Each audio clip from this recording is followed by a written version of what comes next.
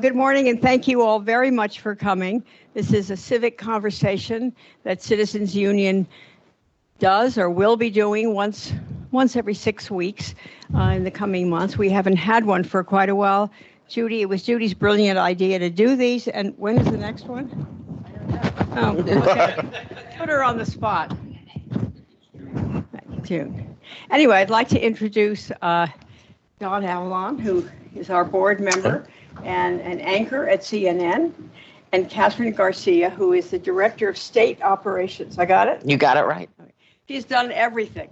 She's been the Sanitation Commissioner of the City of New York, Environmental Protection, and now she's taking care of the whole state. So, Kathryn, thank you so much. Very nice to have you here. Thank you for coming. And John, thank you. Thank you, of course. Thank you so much for being here. Best thing in the world is someone who's a public servant who's into problem solving. So I'm not surprised you did well in the mayoral primary. And I just want to start out, what are the differences operationally between working in the city and working at the state level? Oh, no, that is a great question.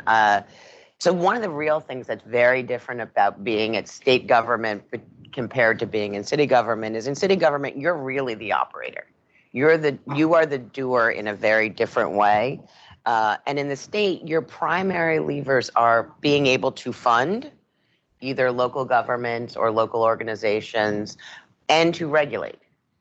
We make a lot of regulations. We spend a lot of time with folks to try and get what we want.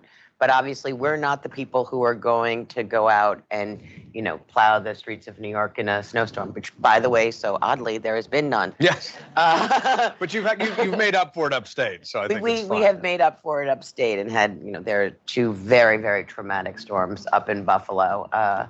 New appreciation for lake effect snow, which I would say I did not know very much about prior to this role. But the state also is just vastly large and has very different needs and very different capabilities, whether or not, you think of the city of New York is hugely capable of doing what it needs to do. And then there are counties where their government are basically part-time. Yeah. They're also the local exterminator who's your head of supervisors, or their emergency manager also needs to make sure he's getting his produce to a farm stand. So there's really, you have to be able to manage for all of those different scenarios. I just, a topic that comes up in New York politics a lot is the issue of home rule. Has your perspective on home rule changed now that you're in this role? No, I'm and I have to say that I work for a governor who is very conscious of home rule coming out of local government. And so our perspective is we want to give locals the tools and the support, and be very respectful that they should know what's best for their community because they're on the ground. So we try not to big stomp on anybody. I'm sure that there are those who feel occasionally we do, but it is definitely the perspective of this governor that locals should really be driving the conversation. That's very healthy. Yes. All right, let's talk big picture. I mean, the biggest thing on your plate, one of the biggest things in the country is infrastructure. Oh, yes. We've got the Gateway Project. Now, that all flows through you, basically. You are in charge of implementing these billions and billions of dollars.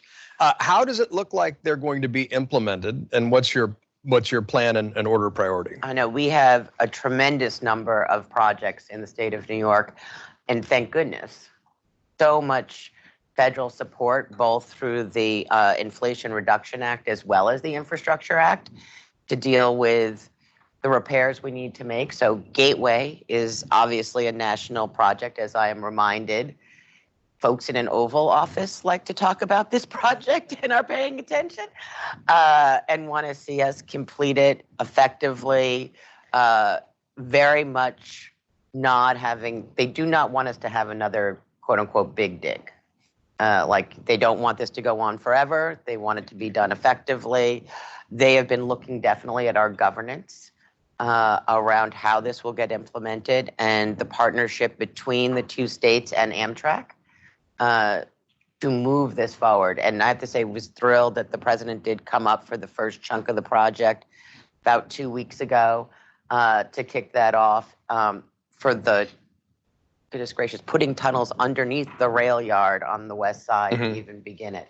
And that will be hundreds of millions of dollars as a down payment on what should likely end up being probably about a $16 billion project to do the tunnels between here and New Jersey, as well as to rehabilitate the tunnels that currently exist that were flooded during Sandy. So obviously, Sandy is something that you dealt with very directly, but I want to press you on how these dollars are being prioritized, because I was a little surprised to realize that at the moment it's focused on just increasing passenger rail capacity, brand new tunnel. God bless commuters from New Jersey. However, we've been talking about a freight rail tunnel for 100 years. This doesn't address that. We've been talking about a high-speed rail, downstate and upstate since at least Rockefeller. Are any of these things going to be on the docket? Or is this really about repair and a new passenger rail tunnel from New Jersey, not to diminish its importance? And also to connect all the way up the Northeast Corridor. So beyond what's happening in New York is Amtrak, through the federal government, has been funded with multiple billions of dollars to more or less do the entire Northeast Corridor. And this includes tunnels down in Baltimore. So really the investments that need to happen to get high-speed rail. Will it get real high-speed rail, or will it be simply faster rail? Well, I'm hoping for high-speed, but I'm not Amtrak. Okay. Of the many things that I am, that is you not. are not. That's Yeah, not that's me. true.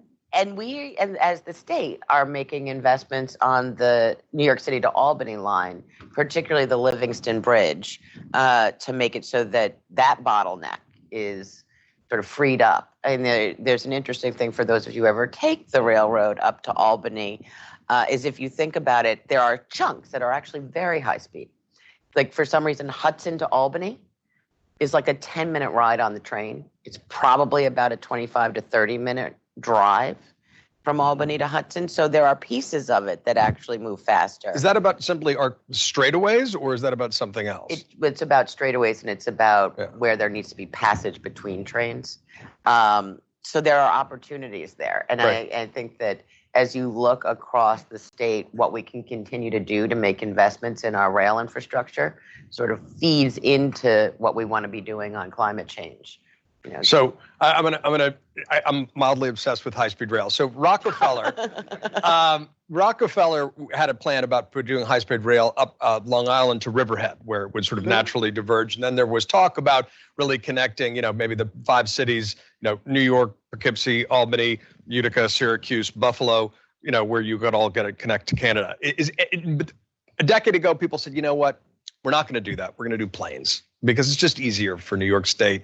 Mm-hmm. But we've got weather. We've got other issues. Are any of those ideas being discussed in a realistic way? So I would actually sort of break it down into. Okay. I don't think anyone also wants to oversell high-speed rail right this minute. Like everyone. Because California. Yeah.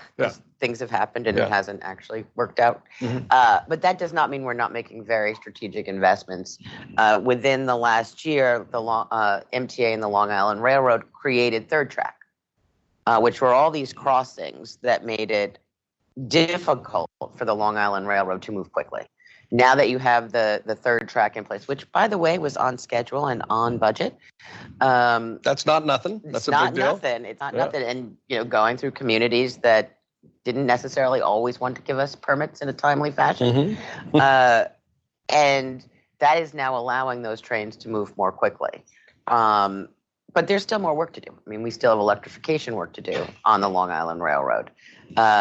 So we are looking at it as how do we make real incremental difference, and how do we make it for the people who are experiencing riding right now? Like, what are the things we can do rather than in 25 years, you'll get this pretty fancy thing? How are we making it better for New Yorkers right now? Okay, so it sounds like it's not to mix metaphors, a dual track. Dual track. Yeah. Okay. All right, let's talk energy. Governor Hochul, ambitious plan, 70% sort of renewable sourced energy by 2030. That's right around the corner. Yes. Assuming you're in charge of implementing that as well, how are we going to get there? So and it is an incredibly ambitious plan. I would say that actually New York State is, folks used to say California's the leader. I would say New York State's the leader on what we intend to do. So it is also multi-pronged. If you think about the state's electric grid, most of upstate is actually renewable. It's downstate that is heavily reliant. What are the sources for upstate? Hydro. is probably Yeah, the that makes biggest sense. one. That makes sense. New York State does also own an electric authority, in case you didn't know, that produces for a lot of that portion of the state. So the real issue is, how do we connect where we have large renewables into where we have huge amounts of power consumption, which is obviously the city of New York. So we have two very large transmission line projects going on. The PSC approved at their last meeting 62 smaller transmission projects to connect sort of solar that is happening upstate and some of the other hydro into the city. And then, of course, we have the big offshore wind projects that will begin to come online, and we continue to put out RFPs to bring more of that source into downstate, because downstate is the real tricky piece. Sure. We had the closing of Indian Point downstate. What are the thoughts about nuclear power, especially given that there are a lot of innovations going forward, and the Department of Energy is bullish about it, which is unusual for a Democratic administration. So what's the future of nuclear in the state? So, I mean, we actually still have nuclear power upstate that is operational, and I get a brief every single morning to make sure everything's all in good form on those facilities. We do think that it is part of how you make it so that we can electrify. The ding on many of our renewables is that they'll fluctuate with the wind, with the sun, and nuclear is sort of steady state baseline. But we think it's only part of the portfolio, that there is really much more around what we can do on the renewables, particularly as battery storage improves. And that technology comes online. And the electric utilities are starting to really think about, when we put 50 car chargers out there, what's that do to the grid? Because they're super high demand that they need right at one moment in comparison to what you might be using in your home, where you turn on the lights, but it's not such a surge of power that you're using. That's interesting. So just to clarify, I mean, is Governor Hochul looking at increasing the number of nuclear power plants, expediting permitting processes? This will come to us. No one has come to us with any ideas, and we have not. Really? No, they have not come to us with, I think we should site a nuclear facility in XY place. Obviously, that would have been and would be an extraordinarily long environmental process. Even with some of the innovations where you've got smaller scale. Even with some of the innovations, it would be a very, very long permitting process. So it's not something that we have closed the door on, but it is not what we are depending on. We are really thinking about, how do we bring more renewables, and how do we make that so that they're usable? Because you could make it. Sure. Yeah. There could be tons of wind farms upstate, and if nothing gets down to where the power consumption is, it's not really helpful. Then you're creating something and investing in something that they will end up, quote unquote, dumping. Not selling to. You'll create it, there'll be nowhere to sell. Yeah. All right, let's talk about climate change in New York. This is an operational issue as well as a planning issue. I wonder how you think about the impact of climate change on New York State. Mitigating it, harnessing it in some cases. How do you think about the impact of climate change? So this is really like a whole of government approach in its thinking, because it is not only about how are we going to build, how are we going to do electrification, but it's also how are we protecting ourselves now. And so there is a lot of work going on about flood mitigation, not only around coastal for the storm surge, but also all across upstate New York, where you often have issues, for example, perhaps on the Erie Canal, which is basically a giant dam for the length of it. Is it that the canal is overflowing? It can overflow into portions of the state, and then there can also be, because of course we only do multiple emergencies, like heavy rain followed by ice, creating ice jams. And so, what's the type of equipment you need to have to be ready for that? How do you need to be training? And goodness gracious, it's February. I think they're going to say that there was a tornado in New Jersey yesterday. My emergency manager was like up in the middle of the night trying to find, I was like, mainly because she's a little bit nerdy and therefore went deep dive on the history of weather and how that you don't have thunderstorms and tornadoes in the Northeast in February. It's not something we do. But it also, as you think about, and one of the things we're going to be looking at with the Environmental Bond Act is, well, New York City's water supply is also based on the fact that you should have snow in the Catskills. Oh, that's interesting. And if you are not having snow in the Catskills, how does that change how you think about your water year? How does that change about what you should be telling people in terms of consumption? Because if you think of snow as actually just adding land space of water supply that you're storing, rather than a reservoir, you're storing it in snow. So how does that change when you have drawdown?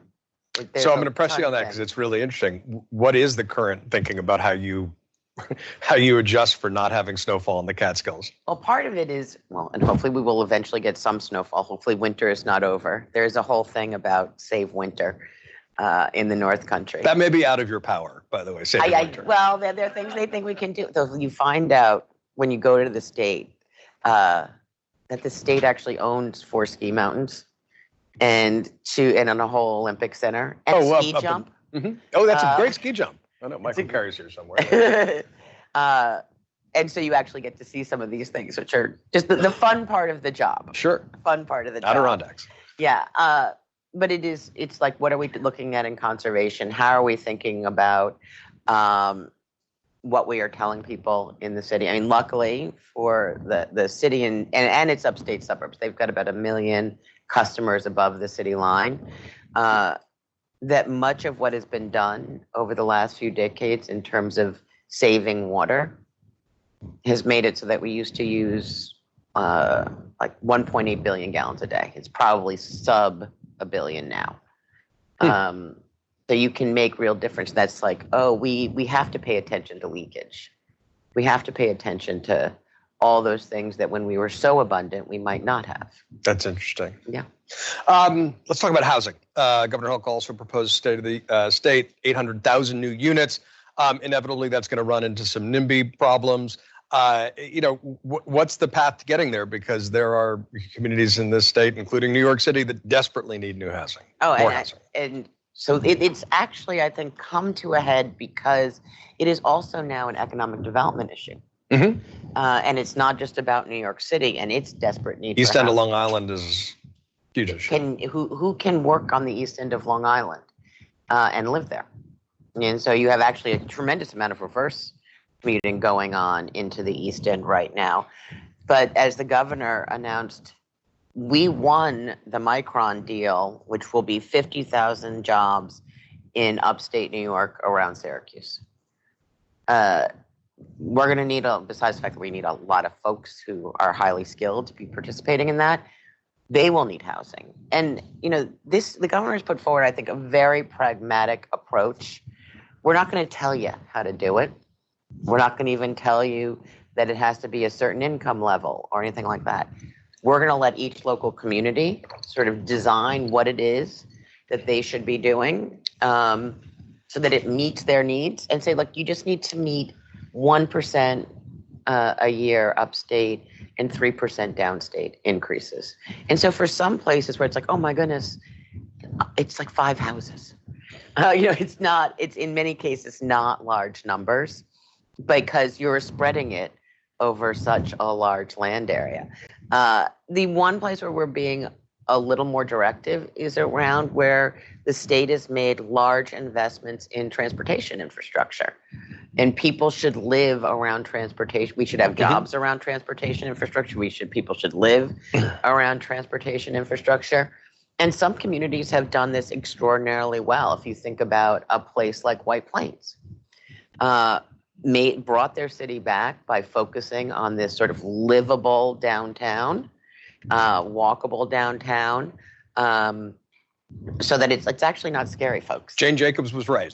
We just all agree? Okay, thank you. Yeah, it's like, this is actually pretty nice. People actually really want to live here. And so it's taking that sort of model and bringing it across the state. And it's couldn't agree more about that. We don't want to be, you shall do X number of units here, and they have to all be this type of housing.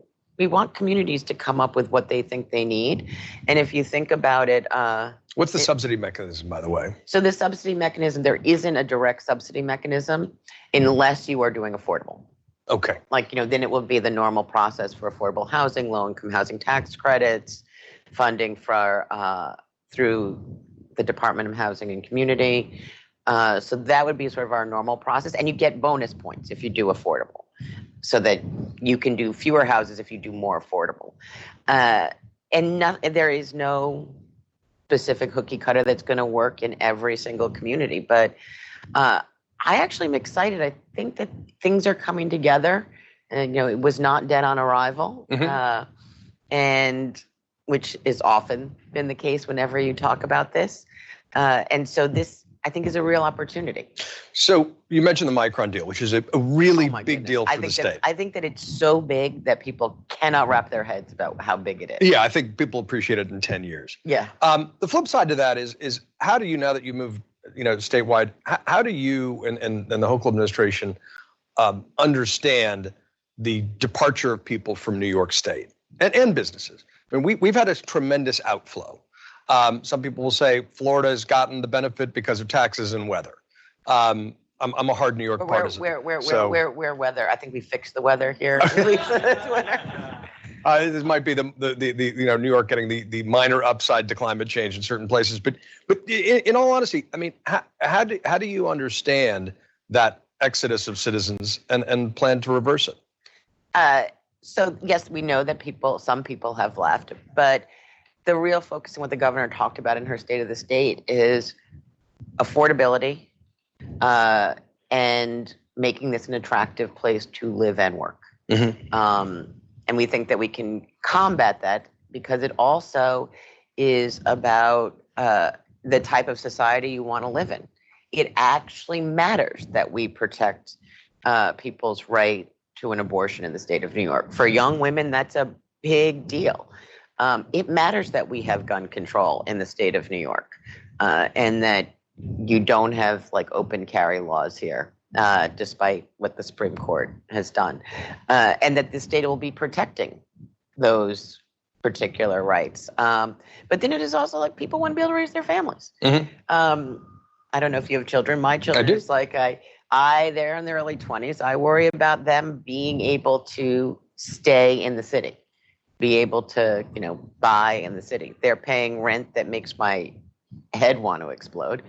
And they may not have the opportunity that I did, is literally living 2 blocks from my mother, which has been a very big blessing to me when I was young. And I think a blessing to her as she has grown older. And, that is part of the issue on housing. I mean, that is the biggest nut to crack for a young family, is housing and knowing that you'll be able to raise your own children here. Well, I think that's right. By the way, New York is more fun. Just saying. I don't disagree. And I think also the communities have a lot to do with that too. Simply highway culture and sort of mass is not going to be the answer for New York. Yeah, I agree. Yeah, but we're I'm terribly spoiled. It's all about food for me. Well, you live in a very good food neighborhood, as I recall. Yeah. All right, we're going to get to questions pretty soon, but 2 more. One of the issues is quality of life, and that's related to public safety. What's your perspective on bail reform?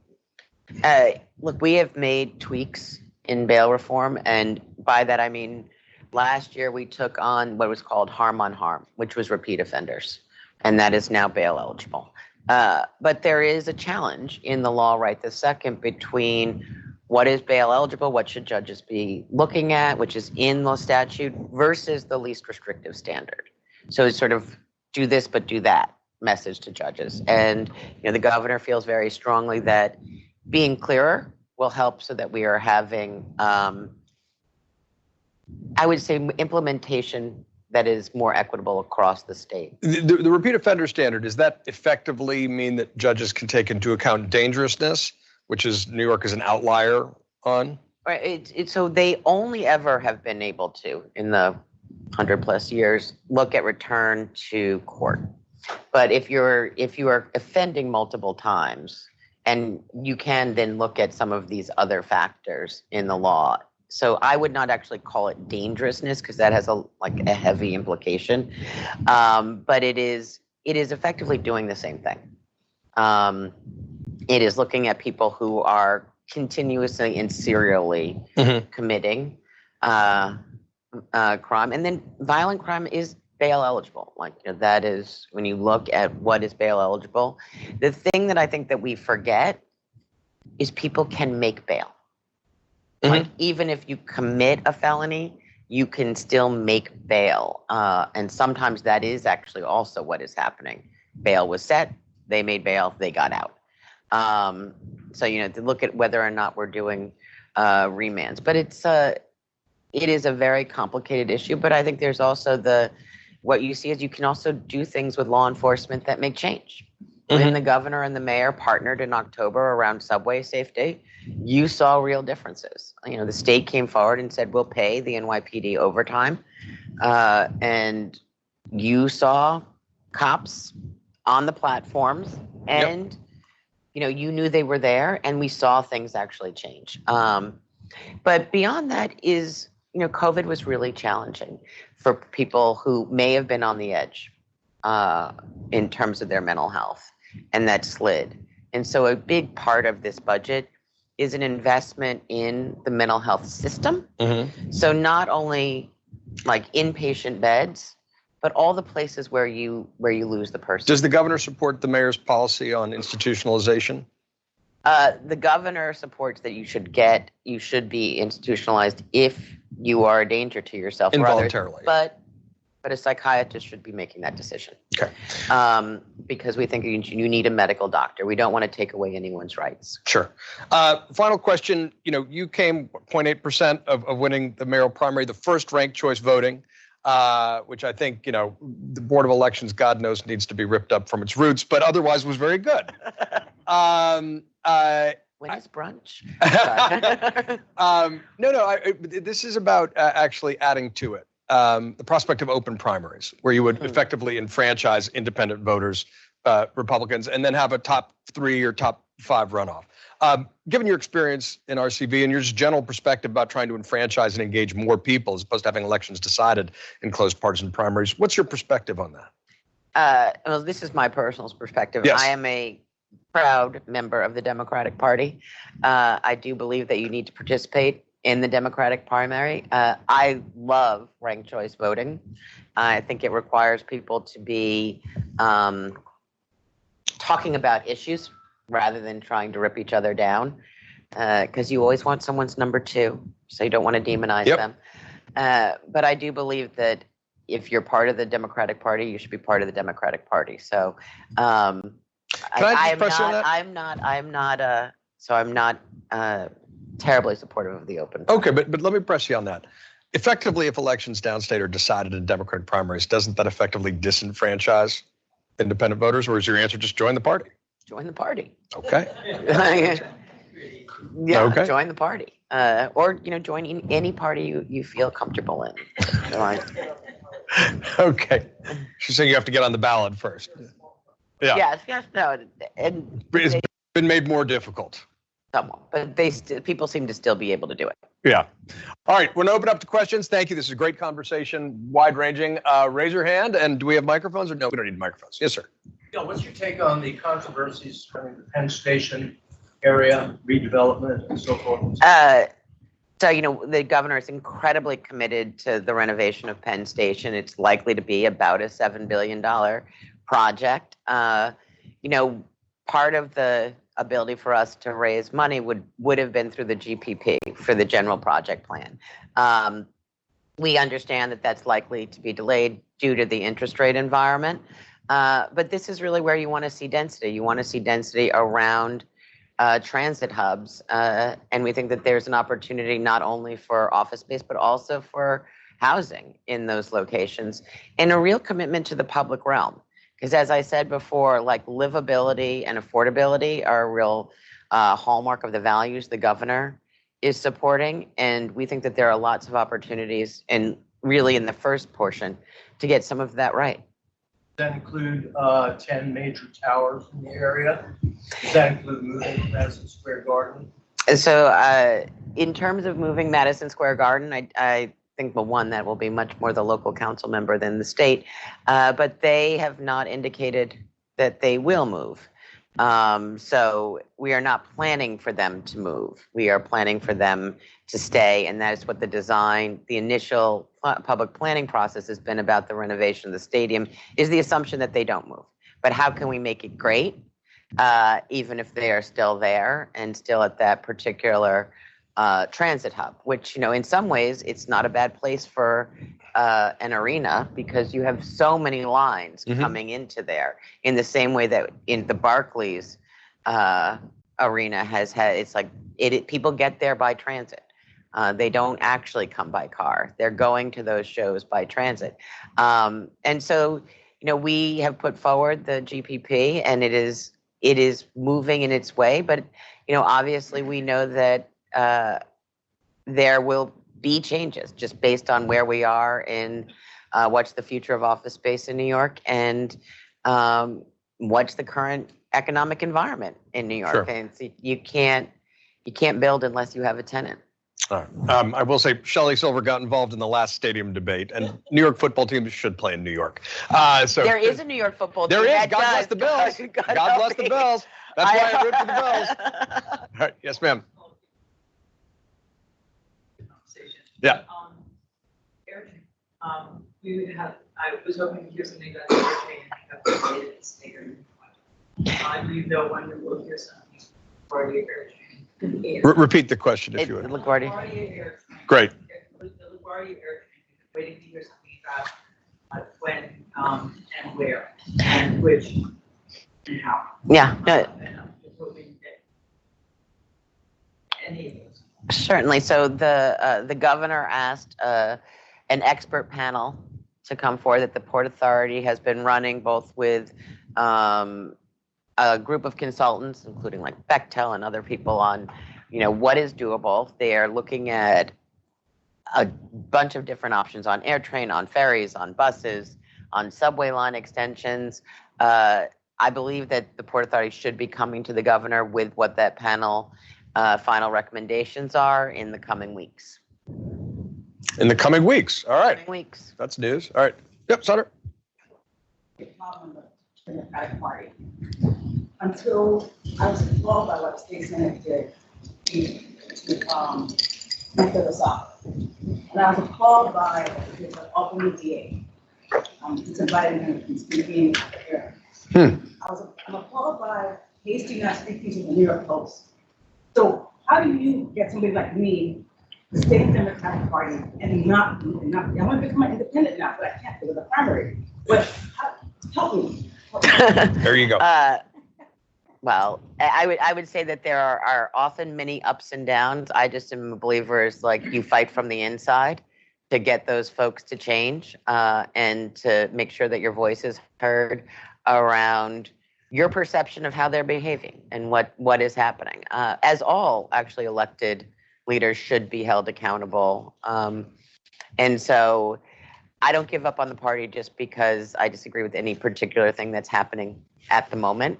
But I've been in it maybe longer than you. So, it has. What about LaSalle? I don't. Okay. But specifically on LaSalle, Mhm. what do you think what happened in respect to the governor? There were clearly very strong feelings on both sides, and we will go through this process as it has now been laid out. But we have, at the end of the day, my focus is on we got to get through the budget. Yeah. And that means that we're going to have to, we'd all talk to each other in order to make it so that we end up with the best investments for He the got state. railroaded. All right, Eleanor. Two safety questions. One, Indian Point. There's a report that millions of gallons of water are going to be dumped into the Hudson, I think in August. And how do you feel about that? Do you feel that's safe? Should we be, staying away from the river? What should happen there? And the second thing is, commercial rail safety. I mean, Oh, yeah. you know, we've seen these Palestine horror show in Ohio. How are you assuring New Yorkers that that all these trains that come through New York are not going to Explode? kind of problem? One, I found it fascinating that it took so long for that story to actually end up in the consciousness on the rail freight. So New York State has a particularly made a lot of investments in rail freight around crude oil more than around chemicals, because that's what moves on New York Rail, and we will be doing more in this area as we move forward. But you know, one of the things that's a little bit different is CSX is our largest owner of rail in the state of New York, and they actually do provide the state and localities the manifests of what's moving through the state. And there are specific plans for every sort of mile of rail. You know, something happens here and then we pull it out. So there are things that we can do as New York State to ensure that there is safety. There are also things we need the federal government to do. You know, that Trump actually pushed out regulations on the tanker safety integrity that was supposed to go into place. But, you know, we are going to hold the rail lines accountable, and where we own the lines, which is not everywhere, but it is Long Island, though there's not that much freight that moves on them, to the very highest standard. But then to go back to your first question on Indian Point, so there is water that needs to be discharged that has a chemical in it that cannot be screened out because it's too close to a water molecule. And we are still looking at exactly what the best way to handle the wastewater there is. So there has not been a final decision.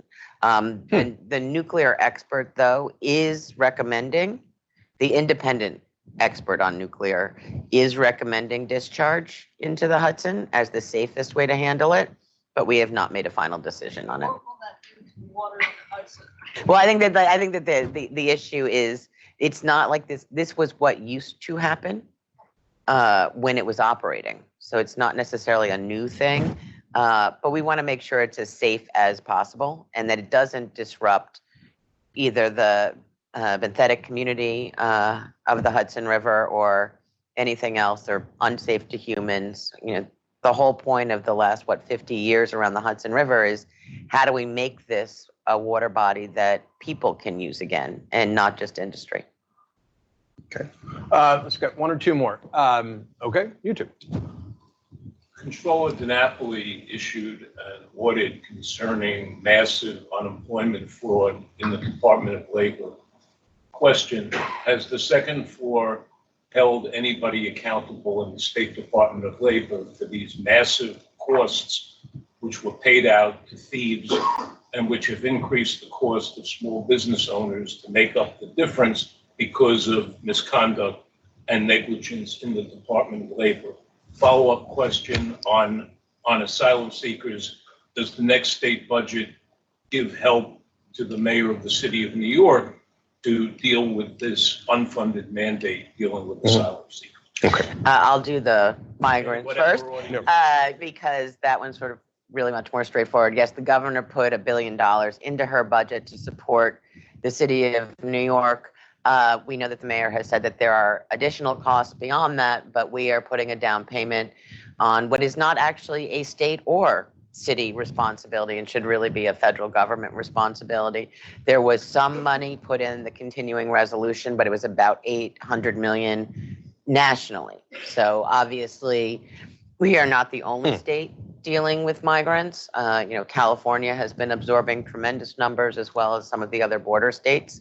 But they have gotten here. And what's interesting is they're not all coming on the quote unquote Abbott buses. A lot are coming because they heard about it and they have a friend. And we ended up with 30 or 40 in Jamestown, New York, which, like, a whole population is only several hundred people. And it was because somebody had a friend. And so then they all said, oh, this is a good place to go, and showed up. Big Lucille Ball fans. Yes, it was a little bit like that. And then to go back to your first question, one, I'm just going to redirect the premise a little bit, because if you actually read the audit and not the press release, the number in the press release is not the number that's in the audit. And this was a moment in time in which, under the federal regulation, much of what New York State would normally have done in terms of checking for fraud could not actually be done. We were told, like, get the money out the door, move the money, as you remember, much criticism about how quickly things were moving. And we continue to go back and do audits of who received money and take that back to ensure that people do have belief in the unemployment system. But it was a huge safety net at a moment of real crisis in the state of New York, and made a difference for keeping people going. We are also making huge investments in their computer technology to improve it going forward. But this is something across the state that decisions got made in terms of how things got implemented, really driven by what the federal government was telling us to do. And we will go back and make sure that we have the controls in place to ensure that going forward, there is not fraud. And accountability, presumably. There's accountability. Legal accountability. Final question. Yes, ma'am. So Governor Hochul proposed helping the MTA's financial crisis through, in her state proposal, on the state level, as well as an investment on the city level in identifying operating efficiencies. I know that Mayor Adams has been publicly against the city having to own that $500 million investment. And critics say that the MTA is already identifying operating efficiencies. So I'd love to hear your perspective on the criticism, as well as what are some of the long-term plans to help the MTA's financial issues so that it doesn't further impact operations? No, the governor is very committed to the MTA and to ensuring that we do not have service cuts, because they are facing a financial cliff in the coming years as the federal money is finished. And it's big numbers. It's a big organization, it's big numbers. And her approach is really an all of the above approach. Everybody's going to have to sort of throw in their piece of the pot. So it includes a fare increase. It includes money from the state direct general fund. It includes the city paying for students and for paratransit. It includes additional tax revenue through the payroll mobility tax. So it is bringing everyone to the table. It is never fun to have to raise revenue. It's not usually what most people find. There's not usually an embrace of that, I would say. But we know that the MTA is the lifeblood of the region. It's the lifeblood of the economy. And it really drives how we do as a state. And so these are investments that need to be made in order for us to be healthy going forward. And so I would say nobody loves having to pay more, but they're going to have to find efficiencies. We're going to have to make investments. I mean, we're even looking at designating some of the casino revenue in the future to this so that we continue to shore up their finances. Casinos. Okay. On that note, thank you very much for your time. Great conversation. Wonderful. All right. Thank you all. We will see you next time at Citizens Union.